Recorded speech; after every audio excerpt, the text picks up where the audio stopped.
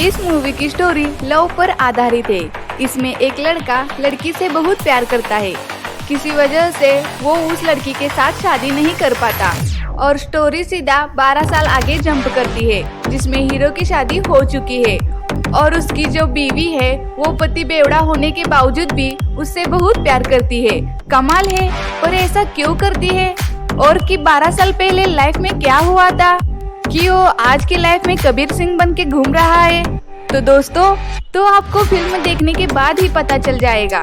तो देखिए। वेड एक अद्भुत प्रेम कहानी। एक गांव में सत्या और श्रावणी पड़ोसी थे।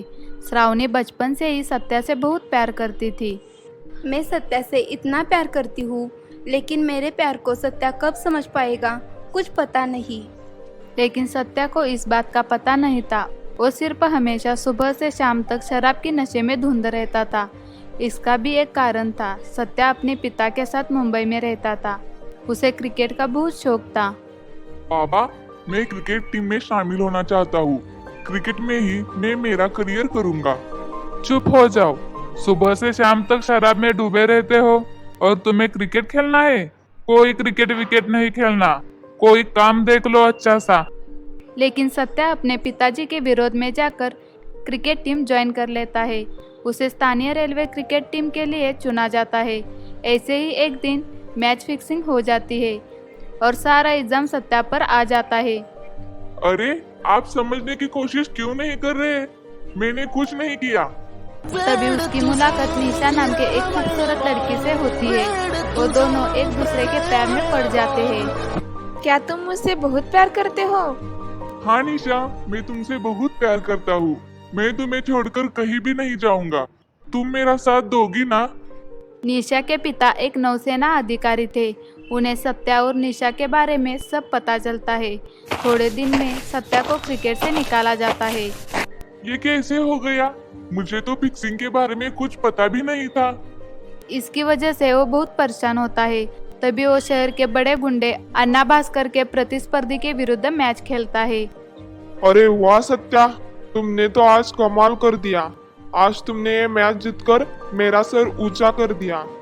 अन्ना भास्कर के लिए क्रिकेट में जीतने से उसे शहर में एक बड़े क्रिकेटर के नज़र से देखा जाता है।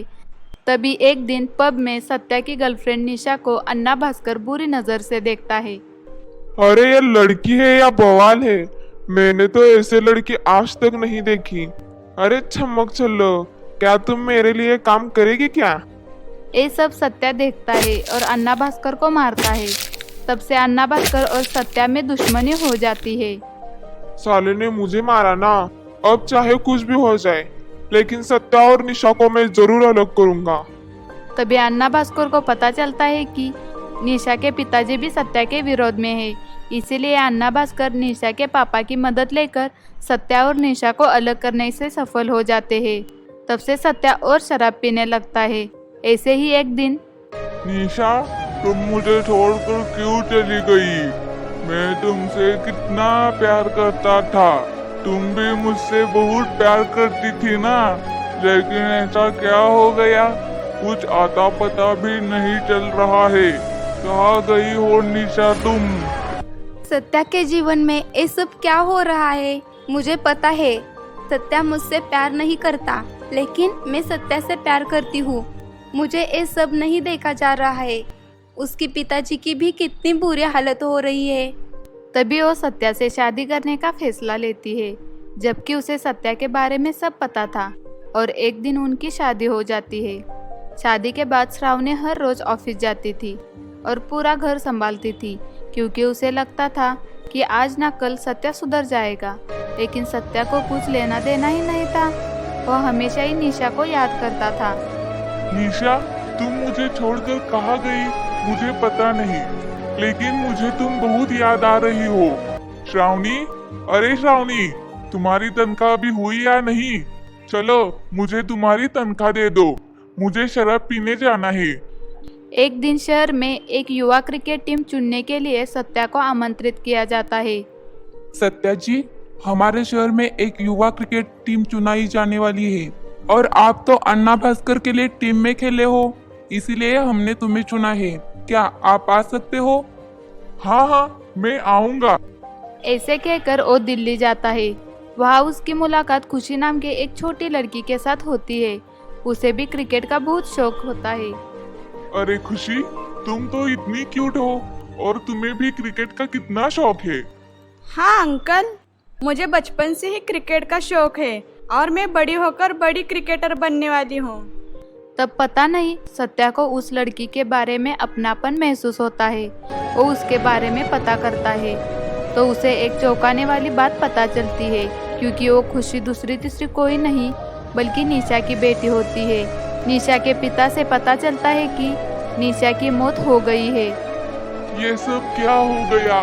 मैं निशा की इतनी राह देख रहा था, लेकिन निशा मुझे छोड़कर चली गई है और वो भी हमेशा के लिए, और मुझे पता भी नहीं चला और हमारे प्यार की निशानी भी छोड़कर चली गई। वो बहुत दुखी होता है और घर वापस लौटता है। श्रावणी, सब कुछ खत्म हो गया।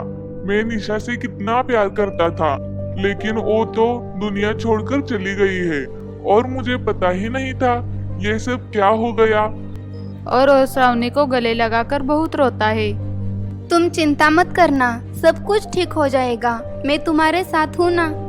फिर निशा के पापा के कहने पर सत्या और श्रावणी खुशी को गोद लेने का फैसला करते हैं। सत्या देखता है कि श्रावणी खुशी से बहुत प्यार करती है। खुशी जल्दी आ जाओ बेटा, ए दूध पी लो और जल्दी चलो, स्कूल का टाइम हो रहा है। तभी उसे श्रावणी के प्यार का एहसास होता है। श्रावणी, मुझे माफ कर दो। तुम मुझे इतना प्यार करती हो, लेकिन मैं तुम्हारे प्यार को समझ ही नहीं पाया। लेकिन श्रावणी को लगता है कि वो खुशी के लिए ये सब कह रहा है। मुझे सब पता है, वो सिर्फ और सिर्फ निशा से प्यार करता है, वो मुझसे प्यार नहीं करता। उसकी बेटी को मैं संभालती हूँ, इसके लिए उसके मन में मेरे लिए हमदर्दी बन चुकी है और वो ऐसी बातें कर रहा है। अब मेरा इस घर में रहने का कोई मतलब नहीं। ऐसा कहकर वो सत्या को छोड़कर जाने का फैसला करती है। तब श्रावणी, प्लीज रुक जाओ, ऐसा मत करो। श्रावणी, मैं तुमसे प्यार करता हूँ। श्रावणी, प्लीज मत जाओ। लेकिन श्रावणी कुछ नहीं सुनती। जब सत्या श्रावणी को छोड़ने के लिए रेलवे स्टेशन पर जाता है तो उसे प्यार का इजहार करता है। देखो श्रावणी, मैं फिर एक बार तुमसे माफी मांग रहा हूँ। मैंने आज तक जो भी किया है, जो भी तुम्हें दर्द दिया है, उसके लिए मैं माफी मांगता हूँ। ऐसा कहकर वो रोने लगता है। ये सब सुनकर श्रावणी बहुत खुश हो जाती है और उसके साथ रहने का फैसला करती है और वो दोनों एक दूसरे के साथ घर चले जाते हैं और खुशी खुशी रहने लगते हैं। कैसी लगी आपको यह कहानी? ऐसी नैतिक कहानियाँ सुनने के लिए please like, share and subscribe.